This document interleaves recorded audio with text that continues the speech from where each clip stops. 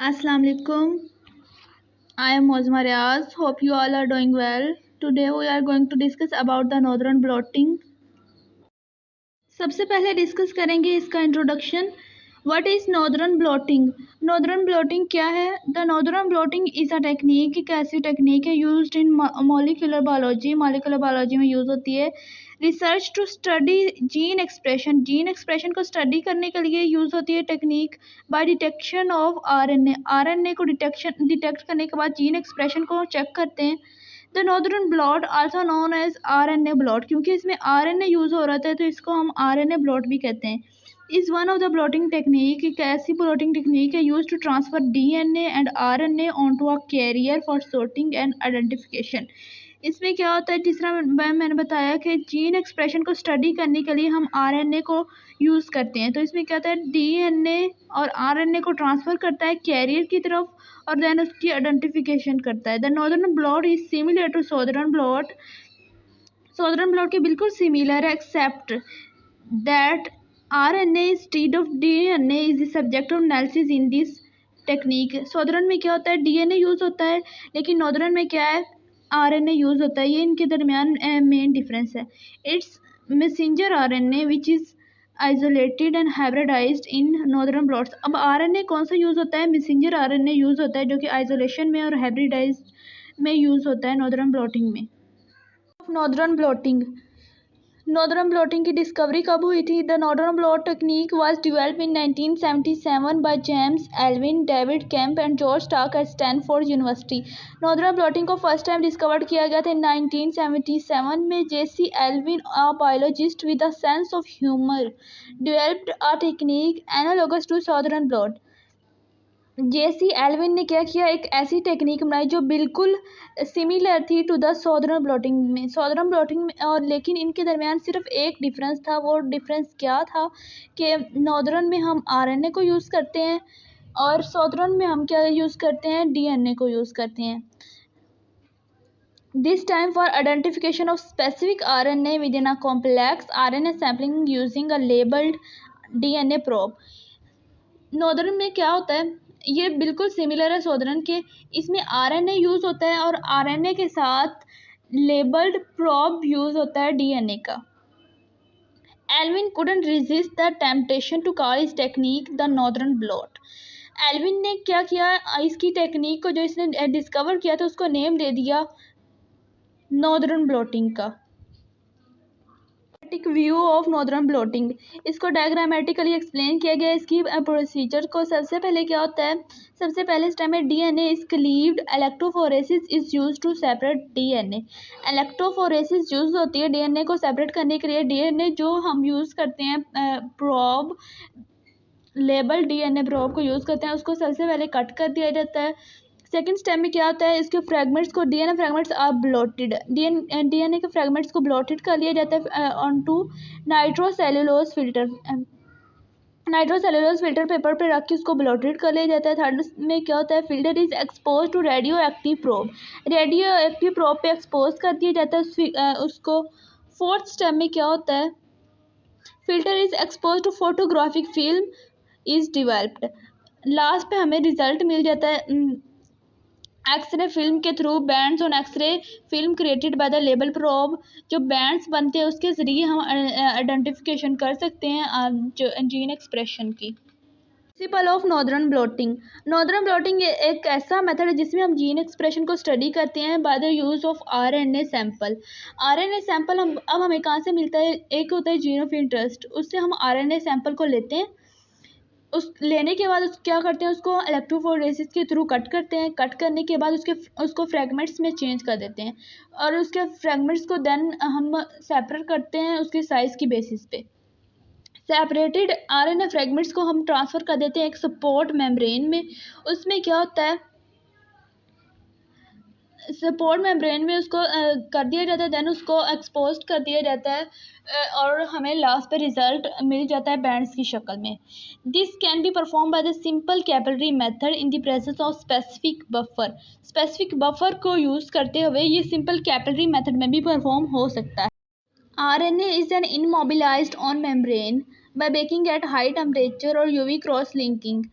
इसमें क्या होता है, जो आरएनए सैंपल को हमने प्लेस किया था मेम्ब्रेन में, उसको क्या करते हैं, उसको हाई टेम्परेचर पे हीट करते हैं उसको बेक करने के लिए।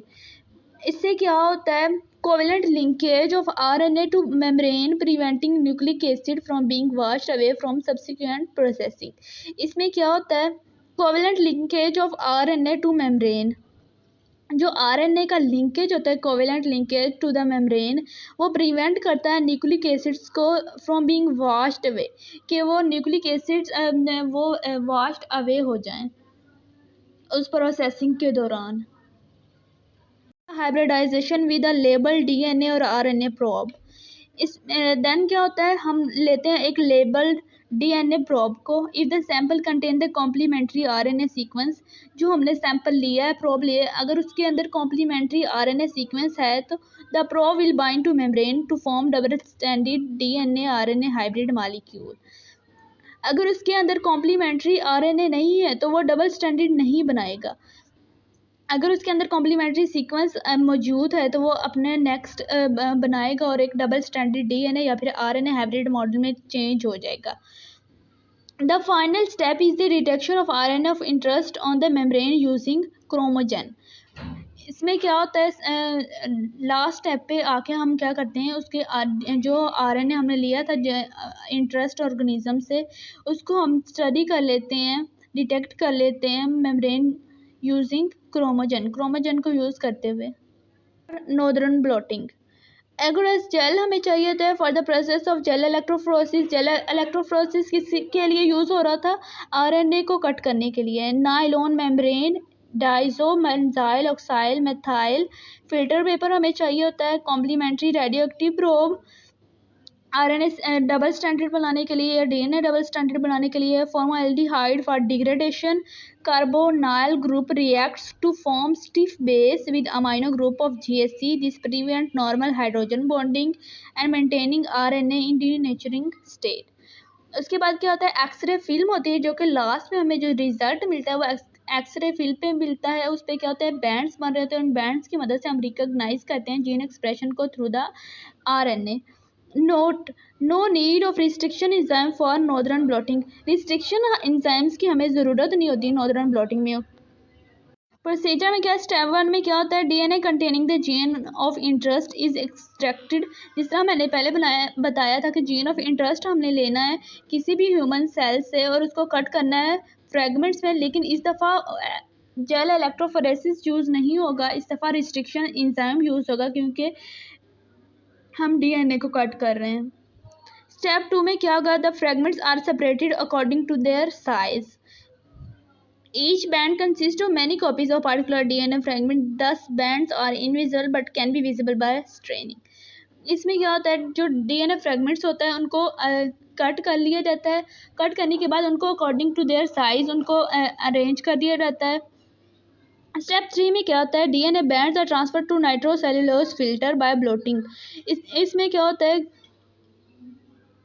डीएनए बैंड्स जो होते हैं उनको नाइट्रोसेल्युलोज फिल्टर पेपर पे रख दिया जाता है और उनकी ब्लोटिंग करवाई जाती है। स्टेप 4 में क्या होता है, this produces are nitrocellulose filter with DNA fragments position exactly as on gel. Step 4 में क्या होता है कि वो एक दूसरे के साथ पोजीशन हो जाते हैं नाइट्रोसेल्युलोज फिल्टर के साथ डीएनए। स्टेप 5 में क्या होता है, the filter is expose to radio activity. जो फिल्टर था जिसके ऊपर डीएनए फ्रेगमेंट्स को हमने रखा था उस पर क्या होता है, रेडियो एक्टिव लेबल प्रोब को उसके ऊपर एक्सपोज कर दिया जाता है। The probe will base pair with a short sequence present on the gene. Step 6 में क्या होता है, the filter is an expose to X-ray film. जो फिल्टर होता है उसको एक्सरे फिल्म पे एक्सपोज कर दिया जाता है और वो हमें रिजल्ट शो करता है बैंड्स की शक्ल में, जिससे क्या करते हैं कि हम उन बैंड्स को देखते हुए आइडेंटिफिकेशन कर सकते हैं। के प्रोसीजर को, नॉर्दर्न ब्लॉटिंग के प्रोसीजर को डायग्रामेटिकली एक्सप्लेन किया गया है। इसमें जिस तरह पहले मैंने बताया था कि एक जीन ऑफ इंटरेस्ट से हम लेते हैं अपना आरएनए सैंपल, देन उसको कट करते हैं। कट करने के बाद क्या करते हैं, उसको फ्रेगमेंट्स में चेंज करते हैं और उसको अकॉर्डिंग टू देयर साइज उसको डिस्ट्रीब्यूट कर देते हैं on the nitrocellulose filter paper. Then उसको क्या करते हैं, हम एक मेम्ब्रेन चैम्बर में रखते हैं। उसको फिर क्या करते हैं, उसको हाई टेम्परेचर पे हीट करते हैं और फिर उसको एक्सरे पे या ऑटो रेडियोग्राफी पे एक्सपोज करते हैं, जिस पे लास्ट पे वो बैंड्स बनते हैं और हमें अपना रिजल्ट शो हो जाता है। जिस तरह इसकी डायग्राम में देखें, सबसे पहले था आरएनए सैंपल था, उसकी इलेक्ट्रोफोरेसिस हुई, उसको माइग्रेट किया गया, फिर उसको पेपर टॉवल पे रखा गया, जिस तरह मैंने बताया, उसको फिर हीट किया गया। नेक्स्ट क्या हुआ, उसको एक्सरे के थ्रू एक्सपोज किया गया, ऑटो रेडियोग्राफी के थ्रू एक्सपोज किया गया, और लास्ट पे जो बैंड्स शो हो रहे हैं उसके अकॉर्डिंग हम डिस्कस कर लेंगे कि वो उसकी आइडेंटिफिकेशन कर लेंगे।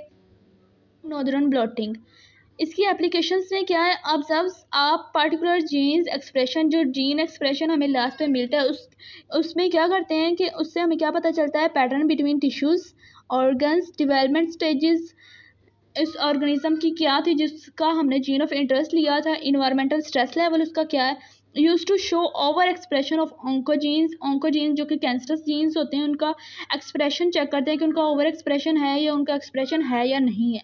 And down regulation of tumour suppressor genes in cancerous cells, detection of specific messenger RNA in sample, use for screening recombinant which are successfully transferred with the transfer, also use for studying messenger RNA splicing, messenger RNA की splicing के लिए भी वो gene expression को हम use करते हैं।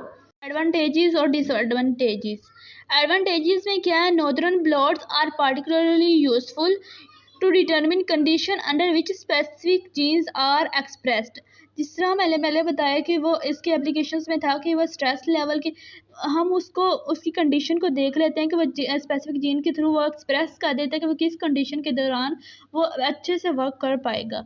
Only messenger RNA from cell types that are synthesized protein will hybridize to the probe, उन मैसेंजर आरएनए को लिया जाता है जो कि प्रोटीन सिंथेसिस में इन्वॉल्व होते हैं, एज अ प्रोब यूज़ करते हैं और इसको सिंथेसिस के लिए यूज़ करते हैं, हम इसके सारे प्रोसीजर में यूज़ करते हैं इसकी आइडेंटिफिकेशन के लिए। It is also useful in detection of messenger RNA transcript size, specificity is relatively high.